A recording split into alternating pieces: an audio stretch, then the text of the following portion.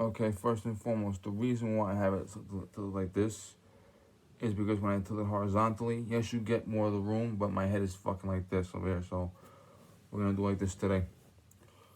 I'm gonna talk about some defunding the police things,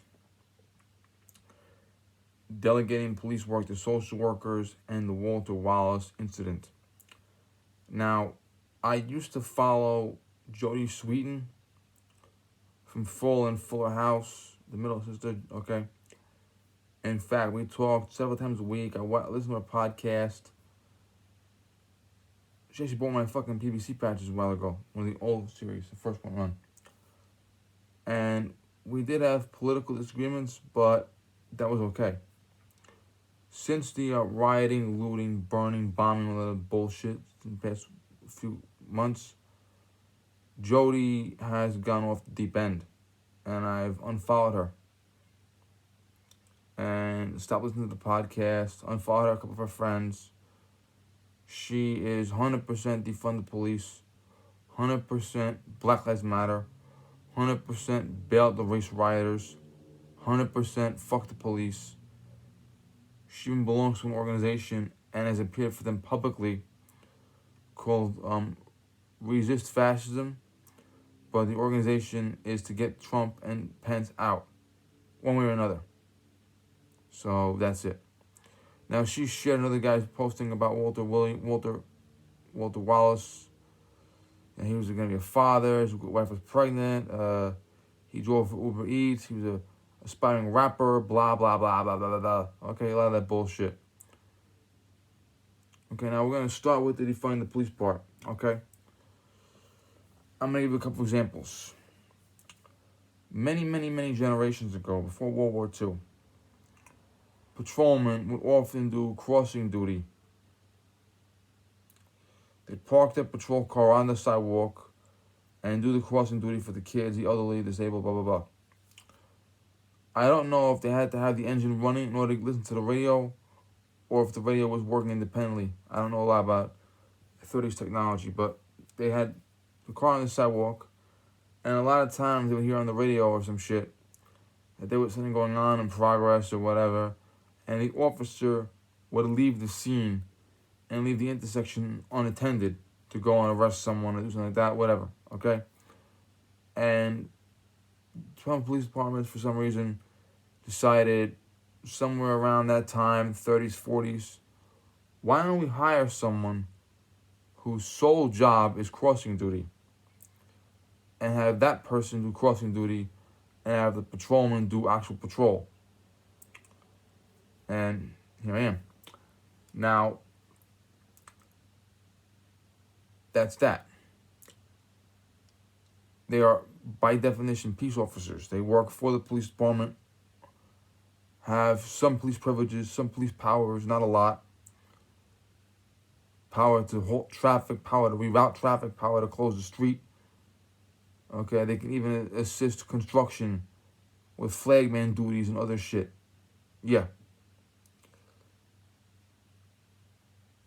And then, of course, we have secretaries, clerks, accountants, janitors. Now, when you say defund the police, you have an entire panel of bigwigs: the commissioner, deputy commissioner, the chiefs, the captains, the precinct commanders, all the bigwigs that gather on the table. And they say the city has defunded the police department. How do we deal with that? And what they do is they say, these guys that do traffic duty, it takes about a week to hire them. Typically, you get a background check, a days of classroom training, and the first time on the street, you have a police officer with you to help you. That's pretty much it. You can have a guy doing traffic duty on the street in a week. Now, police officer, take a written test, minimum score of 70. But by definition, you usually get the guys in the 90s get hired. Okay? Call the guy in, say you did really good on the test, you got like a 95, we want you. Call the guy in. Do background check, psychological check, physical fitness check, swearing in ceremony, police academy, which could be anywhere from 4 to 6 months, plus field training, which is also 4 to 6 months. So it takes from the phone call saying we want you to being graduating from not the academy but from the field training takes about a year. Plus that year, they invest a lot more money in the training. Plus, police officer can do everything the traffic guy can do, plus 50 more things. So, they will defund the traffic guys. They will lay them off first. Most police departments have half their staff as support staff. Crossing guys, dispatchers, janitors, secretaries, clerks, accountants, okay, that shit. Messengers, okay. You can have a police department that says 800 police personnel. That is 500 cops and 300 other guys. They will literally lay off every single solitary support guy before they lay off one cop. Now, in New York City, they dissolved the undercover unit. The undercover guys are now back doing patrol or some shit. They dissolved crossing guards. And most schools will do their own security. New York City schools, the police do their security. They dissolved them too. They also canceled at least one police academy class and told the officers that were being put into that class, you go back to your lives. You're not police officers. Okay? Now that's how you defund the police. Now, designate certain police jobs for social workers. Okay, cool. That already happens. If social services or welfare gets a call that a child is being abused, and 99% of those calls are fake. You have ex-husbands, ex-boyfriends, ex-wives, ex-girlfriends, nosy neighbors, guys that feel they're not getting the right custody agreement, guys that feel they're paying too much money in alimony.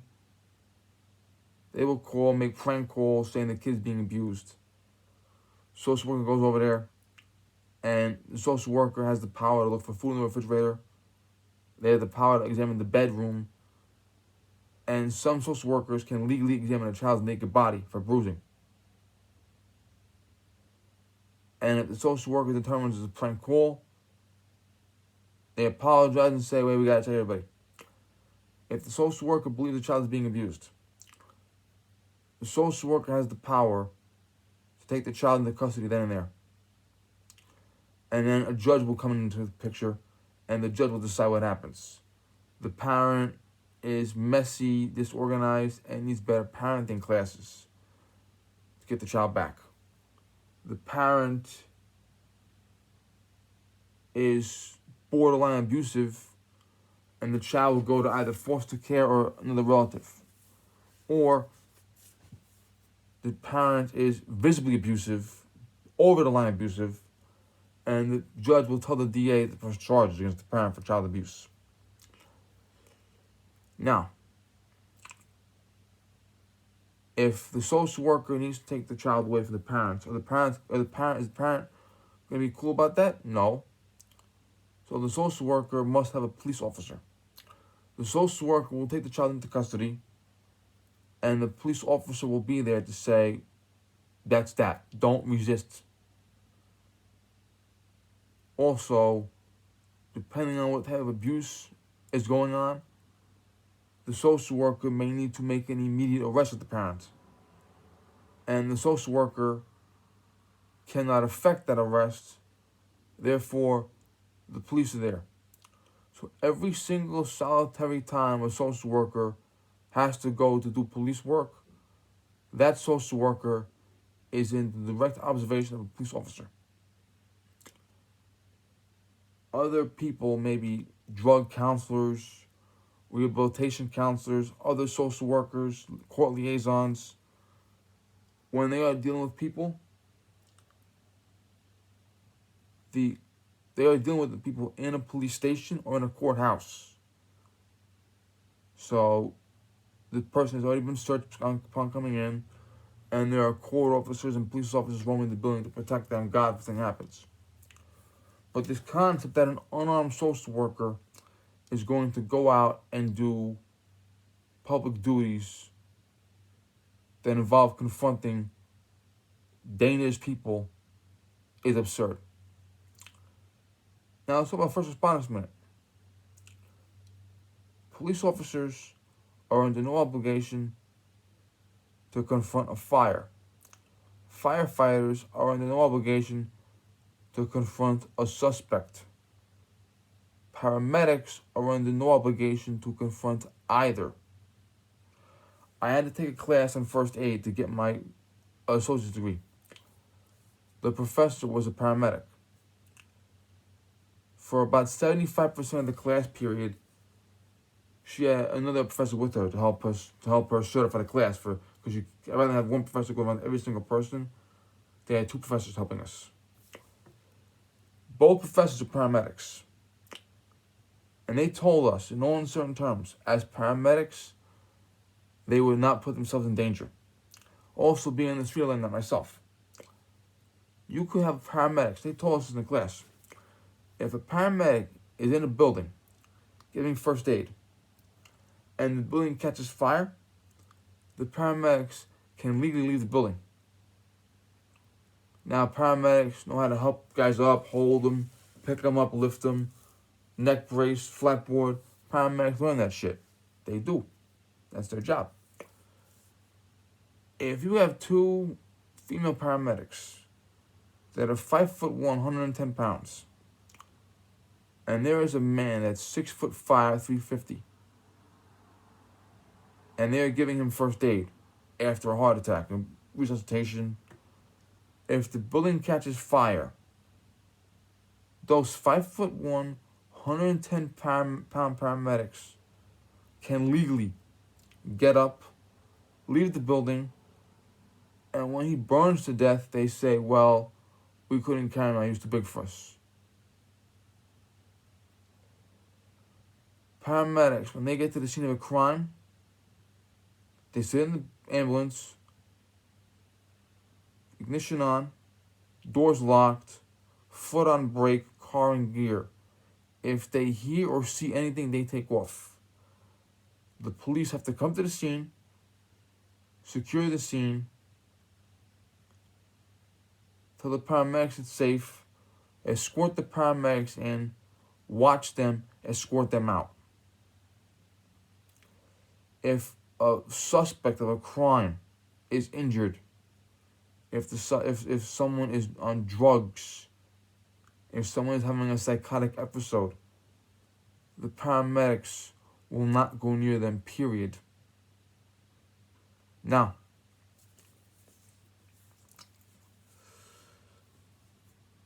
yes, you could literally have two paramedics in an ambulance at the scene of a crime, and you could literally have a victim in front of the ambulance with their stomach open, begging, please help me. And they will sit there and wait for the police to come to escort them out and protect them. Case in point, one time I had a woman who was tuned up on meth. I was able to call backup, keep her calm and cool, keep her on the street. Two off-duty paramedics came over and helped with her.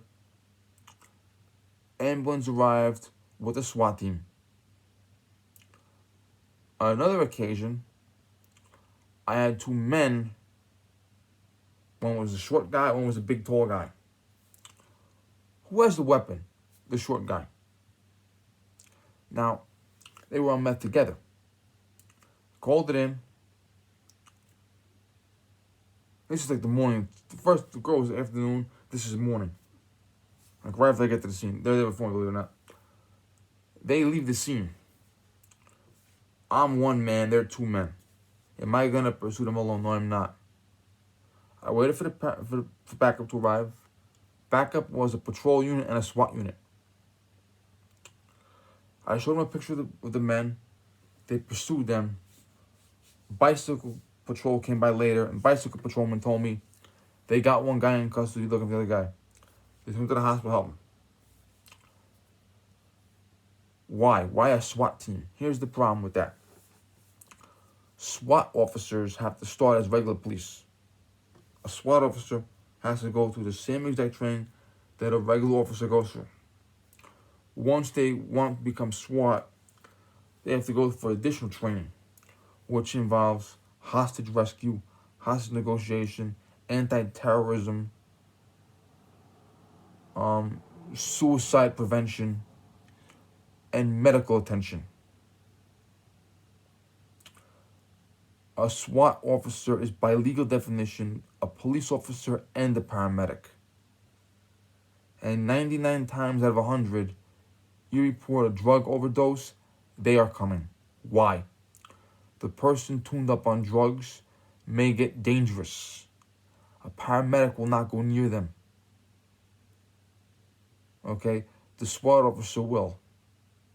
And yes, the SWAT officer can kill the person if necessary.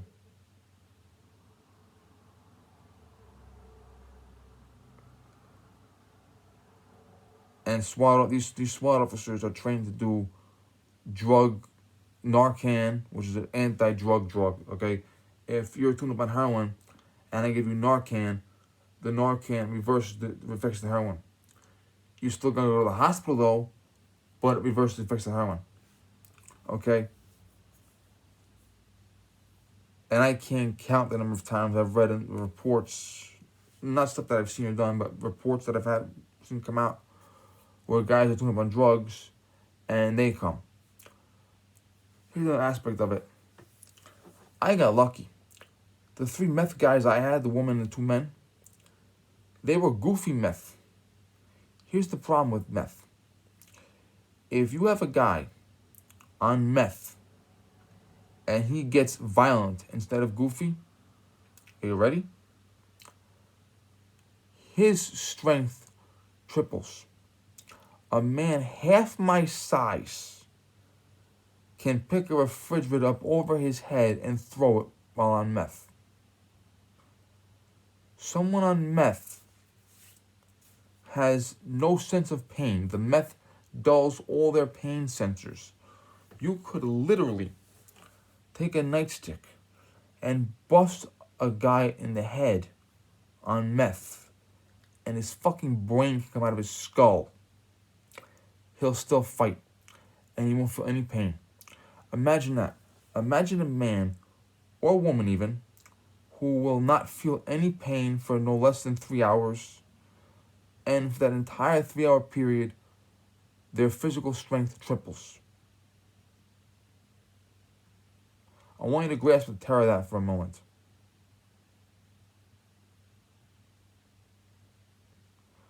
When I had these 2 men, I was deathly afraid they were going to get violent. And if they got violent, I was at number 2 to 1, and I would have had men that don't feel pain, that are super strong on my hands. Okay? That would have been a fucking Michael Bay level fight. Okay? I probably would have died if that were the case, thank God. Forget about protecting all the children. Fuck that shit. I would have probably died. Okay? Now, in this case, is Walter Wallace, Jr. I heard 2 stories. One story is that his mother called to report a psychotic episode.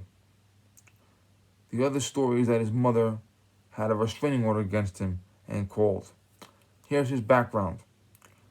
According to Jody Sweden, his wife is going to have a baby this week. He's an aspiring rapper. He does Uber Eats. He drives for Uber Eats, okay? Here's the other half of the background. He was ready to stand trial for threatening to kill a woman. He had previously been convicted of punching a police officer in the face during the course of arrest, which is both resisting arrest and assault of a police officer. He had previously been convicted of home invasion, armed robbery of a woman, where he put a gun to a woman's head. Based on his criminal record, it didn't matter what the fuck, and they know when you make the call, they know what's going on. When you can say, my son is this, what's his name? His name is this. Okay, they know when that call goes out who they're dealing with. So the police arrived at the scene knowing for a fact their suspect had upcoming trial for planning to kill a woman, previous conviction for assaulting an officer and resisting arrest, previous conviction for home invasion, armed robbery with a gun of a woman victim. They knew that when they came to the scene. And when they came to the scene, they saw this man who they knew had robbed people at gunpoint, who they knew had threatened to kill people, who they knew had punched a police officer in the face, pull out a knife and advance on them. What do you think they were going to do? And they said, well, the paramedics didn't get there in time, or the paramedics got there last. Didn't matter. If the paramedics got there first, you know what they would have done? Drove away. The paramedics get to the scene, and they see a knife come out, they're going to drive away.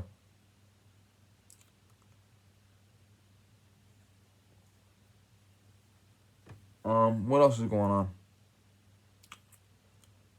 Social workers. Is a social worker going to come to that situation? No.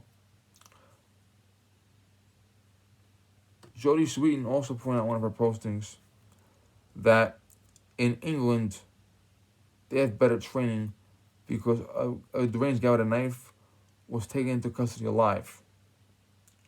So, do they have better training in England, or is it that suspect was white, therefore cops are racist? They killed a black...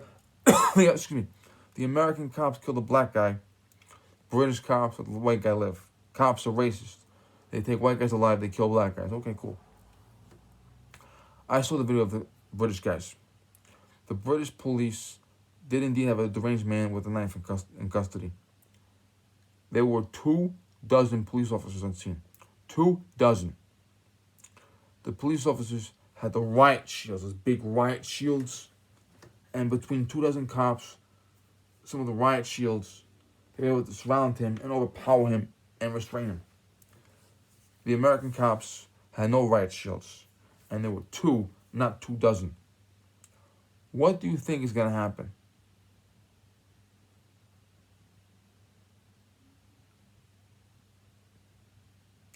People that call for social workers to help with these situations, people that think too bad the cops didn't do a better job, better training, too bad paramedics didn't get there first. Ask those people, if they were a paramedic or a social worker, would they feel comfortable going into a situation where they knew the guy was brandishing a knife and having a mental breakdown? And even if they didn't know about the knife at first, they go to the scene of the house for the guy that's having a mental breakdown, and when they get there, he's got a knife in his hand. Are they going to get out of the car, go over and talk to the guy? No. Okay? Asking a social worker or a paramedic to deal with an armed, mentally ill, convicted felon, okay, that is the equivalent of asking a 6-year-old girl,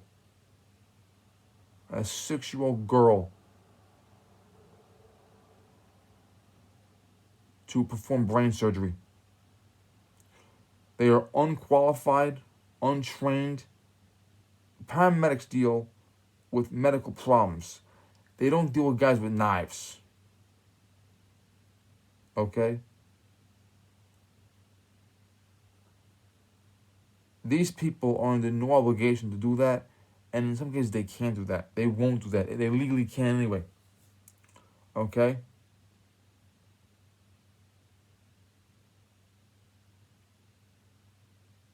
And keep in mind, this is someone who has been on the streets and who has seen firsthand guys on drugs and had to crawl and wait patiently for backup to arrive. And has had in their head, what if this gets out of hand?